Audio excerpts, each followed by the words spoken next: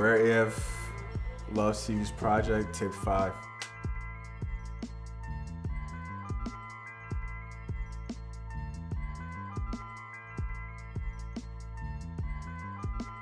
My name is Topi. I'm from Africa, Liberia to be exact. I'm the creative director of RareAF. I started off making maxi dresses for women. That was like the first thing I actually sew and made myself, bought fabric and sew it. I feel like this is my calling. This is something that it just, it calls me, it feeds my spirit, feed me mentally. This is something that it comes naturally. So when I'm creating, it's a very natural thing for me. I'm blessed that I didn't have to go to school to learn how to do what I'm doing. I tried 2 years of college, that didn't work out. I ended up dropping out of college, but I met this professor. He was an American art history professor, and meeting him helped me understand what it means to design, taking your time and stuff like that. That was the biggest blessing I had on trying to go to college, because I used to go to class and I was so not interested in whatever they was teaching me, and he knew it, because he knew like my energy. Every time we speak about art outside of class, it was a different conversation than in class.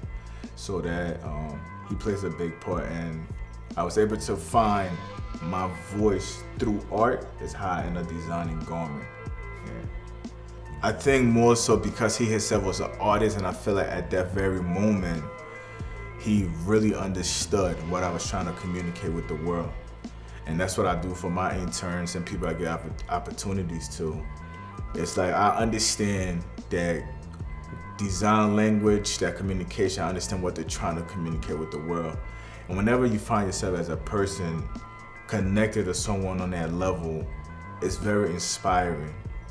When you can find someone that understands what it is you're trying to communicate with the rest of the world, it's very inspiring. RareAF was, the name of it, I went through so many different names and stuff like that, trying to figure out what the brand name was going to be. And one of my good friends, he owned a brand called Mindless World. And me and him, I was bouncing ideas off of him, and he was literally trying to help me understand like the importance of picking a brand name. Yeah, as far as our entry into the industry, the fashion industry, there is no alley-oop. There is no, I know this person can put you on, can put you in these buildings. We have literally worked our way up to that point, to this point where we are carving away ourselves, and it's just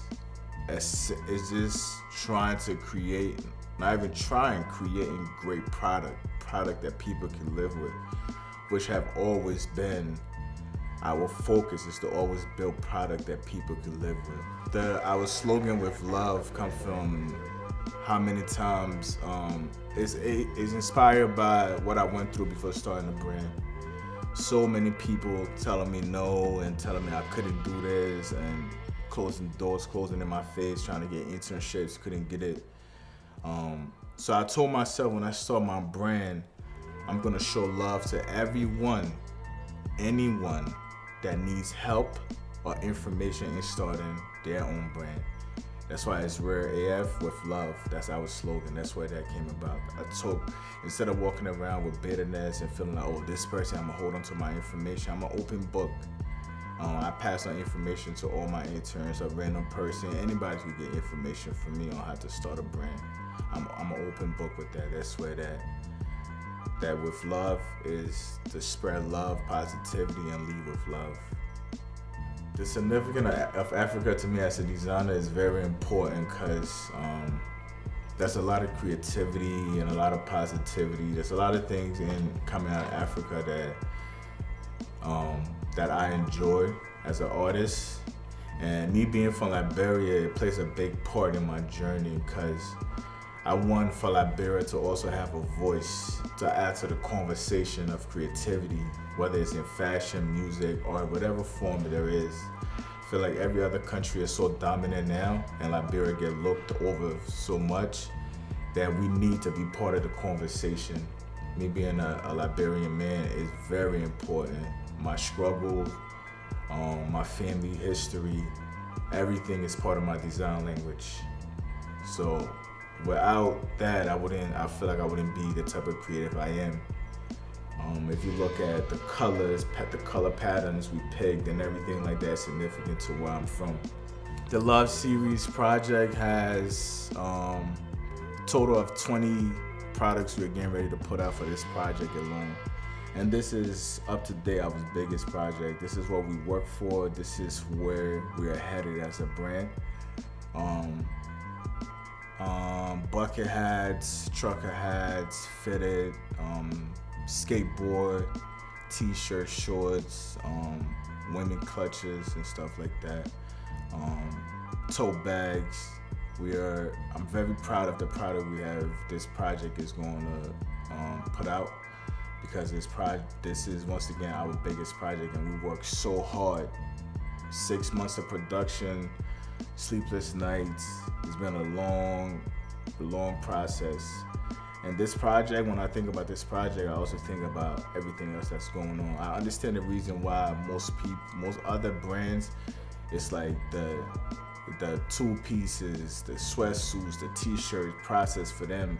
I think maybe it's because of the process of building a project for 7 months compared to you doing something for 2-3 months and just putting it out. So we took a big chance with this one, and that's why this project is very important. Putting out 20 products in a project is not normal these days. So we're very happy and excited, and I'm very grateful for. One thing about this project too, I can say I'm grateful for, is I didn't build it alone.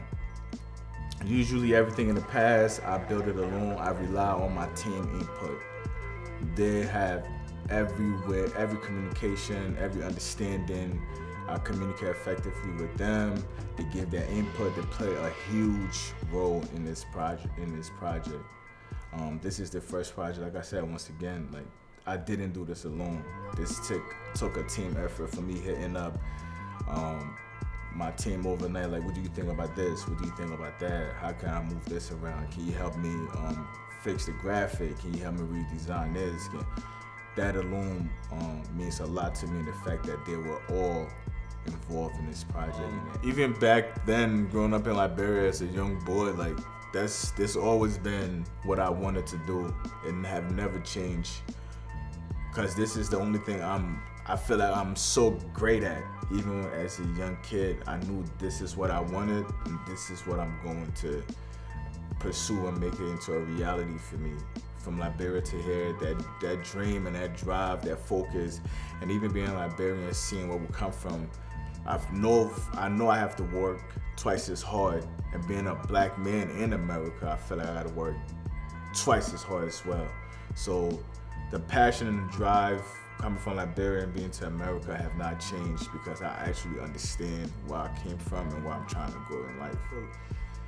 I don't know anyone from my family that actually pursue designing as a career, making garments and product as a career. So I'm one of one, I would say, and I'm the only one walking this journey, just like so many other Africans or whoever, so many other people around the world. And doing it at the level we are doing it now more shows that anything is possible for anyone out there. That you might be the odd one in your group, or you might be the odd one in your family or your community. As long as you believe in yourself and you have that work ethic, you could carve a way for yourself, and you could build and create your own community. Because I got told no so many times. Everyone told me no when I started off. When I used to ask people like, yo, where you get your manufacturer from internship, everyone told me no. But somehow I was able to still fight through all of that and create this brand, and to show others that don't let anyone tell you what you can and cannot do in life.